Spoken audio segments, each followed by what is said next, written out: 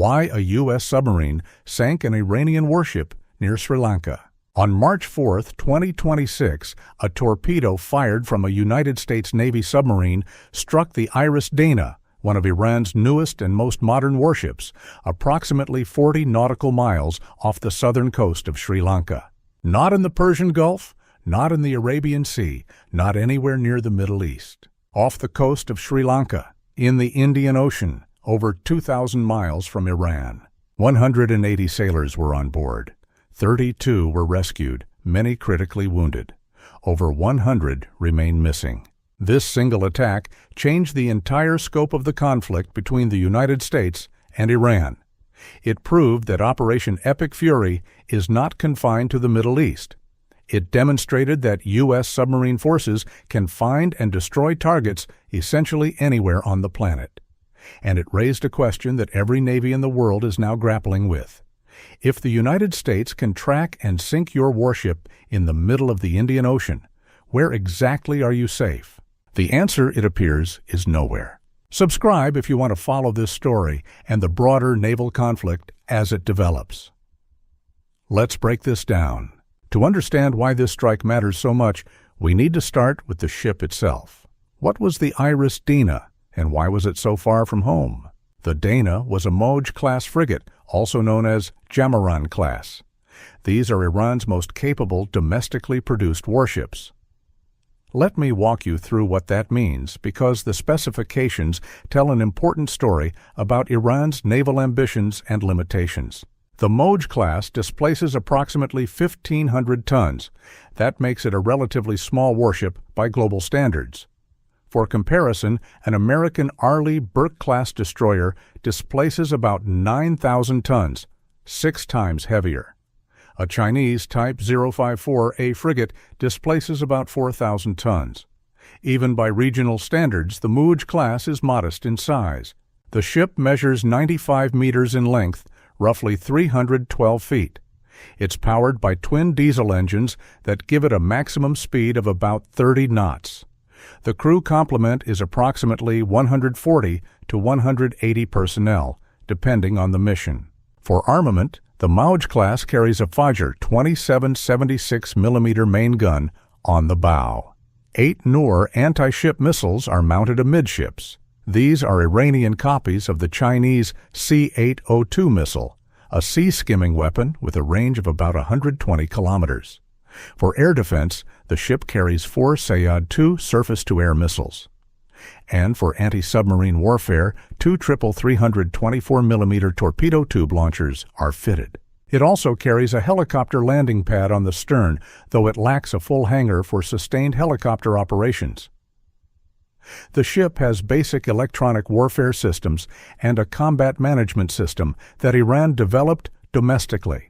Now, these are not bad specifications. For a country under international sanctions that has limited access to foreign military technology, building a functional 1,500-ton warship with anti-ship missiles, air defense, and torpedo capability is a genuine achievement. Iran should be given credit for that engineering accomplishment. But let's be honest about the context. A single Moj-class frigate would not survive 5 minutes in a direct confrontation with a modern American destroyer. The sensors are a generation behind. The air defense capability is extremely limited. The electronic warfare suite is basic.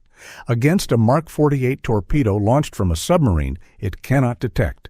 The outcome was never in doubt. The Dena was commissioned in 2021, making it one of the newest ships in Iran's fleet. Iran had built 6 vessels of this class over the past 15 years, with a 7th under construction. Before Operation Epic Fury, these 6 ships represented the core of Iran's conventional surface navy, and now most of them are destroyed.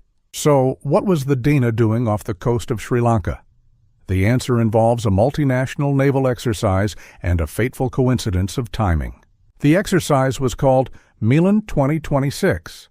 MILAN is a major multinational naval event hosted by the Indian Navy, held at the port city of Visakhapatnam on India's eastern coast. The name MILAN comes from the Hindi word for coming together, and the exercise has been held periodically since 1995.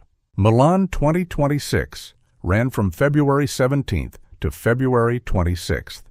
It's one of the largest multilateral naval exercises in the Indo-Pacific region, with navies from dozens of countries participating.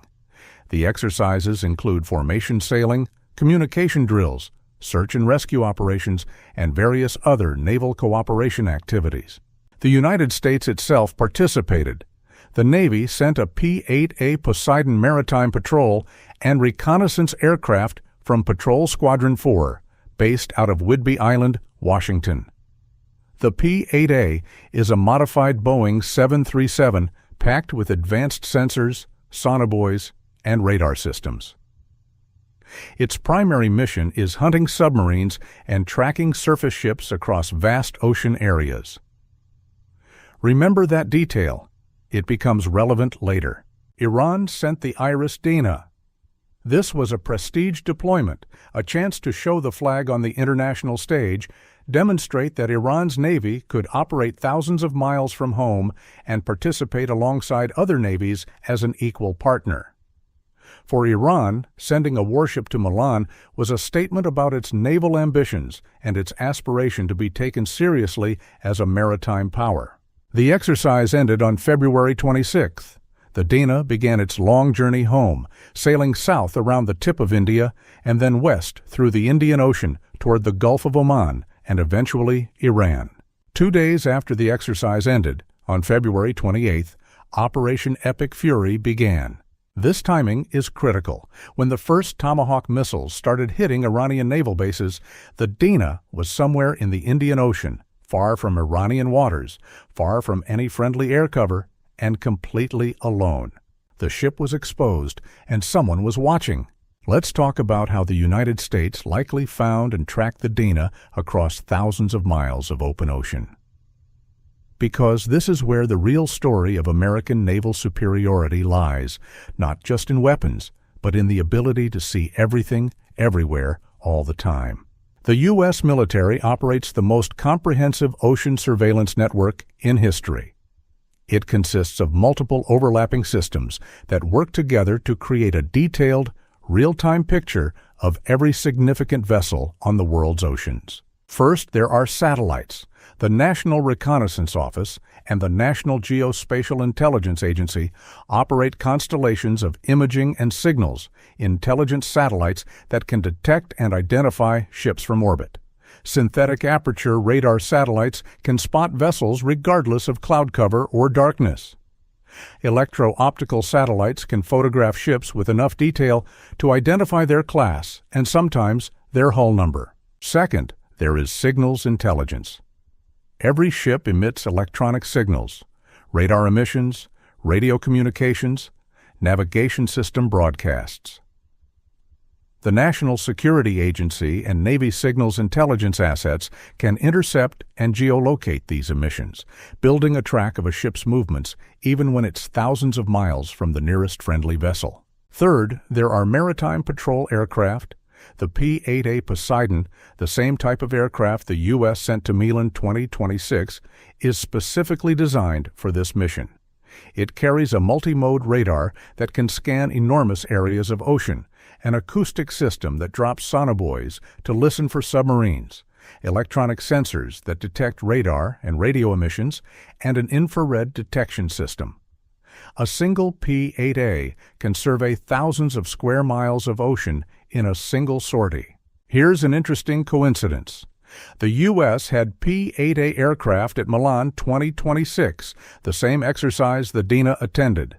Those aircraft would have had ample opportunity to collect detailed acoustic, radar, and electromagnetic signatures from the Dena, while it was operating alongside dozens of other warships.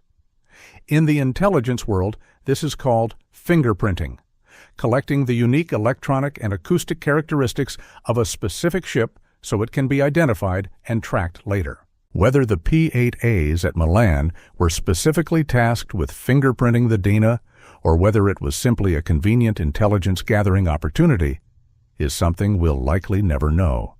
But the capability existed, and the opportunity was there. Fourth, there are U.S. Navy submarines themselves. Nuclear-powered attack submarines are among the most effective intelligence-gathering platforms in existence. They can trail a surface ship for days or weeks without being detected, recording its acoustic signature, monitoring its communications, and maintaining a precise track of its position. And fifth, there are allied intelligence sharing agreements. The United States has intelligence partnerships with countries throughout the Indian Ocean region, including India, Australia, Singapore, and others. Information from these partners' own surveillance systems can supplement American capabilities. The combination of these systems means that from the moment the Dena left Visakhapatnam, the United States likely knew exactly where it was, what course it was steering, how fast it was going, and when it would reach any given point in the Indian Ocean. When the decision was made to engage the Dena, that tracking data could be transmitted to a submarine already positioned along the ship's projected route. Now let's talk about the weapon that actually sank the Dena and the submarine that fired it. The specific U.S. submarine involved has not been officially identified, and it likely never will be. The Navy almost never reveals which submarine conducted a specific mission, but we can make informed assessments based on what we know about U.S. submarine deployments in the region. The United States Navy operates approximately 50 fast attack submarines and 14 ballistic missile submarines. The fast attack fleet consists of two types: the older Los Angeles class with about 30 boats still in service, and the newer Virginia class with roughly 23 boats delivered and more under construction. Every single one of these submarines is nuclear-powered. This is a crucial distinction. A nuclear reactor gives a submarine essentially unlimited range and endurance. It never needs to refuel. It can operate at high speed for extended periods. And most importantly, it never needs to come to the surface or raise a snorkel mast to recharge batteries, which is the fundamental vulnerability of diesel-electric submarines, like the ones Iran operates. A Virginia-class submarine can stay submerged for months at a time, limited only by food supplies and crew endurance. It can sprint at speeds exceeding 25 knots underwater. It carries sophisticated sonar arrays that can detect and classify targets at enormous ranges, and it carries weapons. The primary anti-ship weapon on a U.S. fast attack submarine is the Mark 48 Advanced Capability Torpedo, the ADCAP. This is arguably the most lethal conventional torpedo in the world, and it's worth understanding what this weapon can do. The Mark 48 ADCAP is a heavyweight torpedo, 21 inches in diameter and over 19 feet long, weighing approximately 3,600 pounds.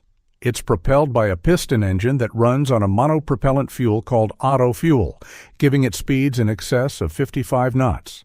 That's about 63 miles per hour underwater. Its range at high speed is approximately 5 miles, though at slower search speeds it can travel considerably farther. The warhead contains 650 pounds of high explosive, more than enough to break the keel of a 1,500-ton frigate. The Mark 48 uses a sophisticated guidance system. Initially, it's guided by a thin wire that trails behind the torpedo, allowing the submarine's fire control team to steer it toward the target. This wire guidance can correct for target maneuvers and provide mid-course updates. As the torpedo approaches its target, it switches to active and passive acoustic homing, using its own built-in sonar to find and track the ship. The torpedo can be set to detonate either on contact with the hull or magnetically beneath the keel. A under-keel detonation is particularly devastating because it creates a gas bubble that lifts the ship's hull and then collapses it, breaking the keel and essentially snapping the ship in half. Against a 1,500-ton frigate, this would be catastrophic and nearly instantaneous. The Dena's anti-submarine warfare capabilities, while present, were rudimentary compared to modern Western standards. It had torpedo tubes and likely some form of hull-mounted sonar. But detecting a modern U.S. nuclear submarine that is deliberately trying to remain undetected is extraordinarily difficult. Even modern NATO frigates with advanced towed array sonars, dedicated anti-submarine helicopters, and years of training struggle to reliably detect American submarines in exercises. The Dena, operating alone, without helicopter support, without Allied naval escorts, without overhead maritime patrol aircraft, had effectively zero chance of detecting the submarine before the torpedo was in the water. According to reports, the strike occurred approximately 40 nautical miles off the southern coast of Sri Lanka. The Dena sent a distress call before sinking, indicating that the crew had at least some warning, possibly from detecting the incoming torpedo acoustically in its final approach. But by then, there was nothing they could do. Sri Lankan naval and air forces responded to the distress call and mounted a search and rescue operation. They evacuated 32 critically wounded sailors to Karapitia Teaching Hospital in the southern city of Galle. These survivors required immediate medical attention, suggesting the violence of the torpedo impact and the speed of the sinking. Over 100 crew members remain missing. In the deep waters of the Indian Ocean, rescue operations are extraordinarily difficult. The depths in that area can exceed several thousand meters. Recovery of the ship itself is likely impossible. The United States later took formal public credit for the attack and released video of the sinking. Now let's talk about what this means strategically, because this wasn't just an attack on a ship. It was a message. The sinking of the Dena was the most geographically distant offensive action of the entire Operation Epic Fury campaign. While the vast majority of strikes were concentrated in and around Iran, the Persian Gulf, the Gulf of Oman, the Arabian Sea, the Dena was sunk over 2,000 miles away in waters that have nothing to do with the Middle East. This geographic expansion fundamentally changed how the conflict is perceived. As one analysis in The Diplomat put it, the framing of this conflict as a Middle Eastern theater war is now obsolete. For India, this strike was particularly uncomfortable. India has positioned itself as the primary security guarantor of the Indian Ocean region. The Indian Navy conducts regular patrols, hosts multilateral exercises like MILAN, and sees the Indian Ocean as India's strategic backyard. The sinking of a warship that had just participated in an Indian-hosted exercise in waters that India monitors closely raised serious questions. How much warning did India have? Did the U.S. inform New Delhi before conducting the strike? Could Indian surveillance systems have detected the submarine or anticipated the attack? If a U.S. submarine can operate with impunity in these waters, sinking ships just off the Sri Lankan coast, what does that mean for India's own security assumptions? These are questions that Indian strategic thinkers are likely wrestling with right now. For China, the implications are different, but equally serious. China has been steadily expanding its naval presence in the Indian Ocean over the past decade. The People's Liberation Army Navy operates a base in Djibouti and regularly sends task forces on deployments through the Indian Ocean and into the Gulf of Aden. The sinking of the Dena demonstrated in unmistakable terms that U.S. submarines can operate freely in these waters and eliminate surface targets with precision. If the U.S. can do this to an Iranian frigate, it can do it to a Chinese destroyer. This reality factors directly into China's calculations about any potential future naval confrontation with the United States. For Iran, the loss of the Dena was devastating on multiple levels. Materially, it was one more ship gone from an already shattered fleet, but symbolically, it was far worse. Iran had spent years building a limited blue-water naval capability.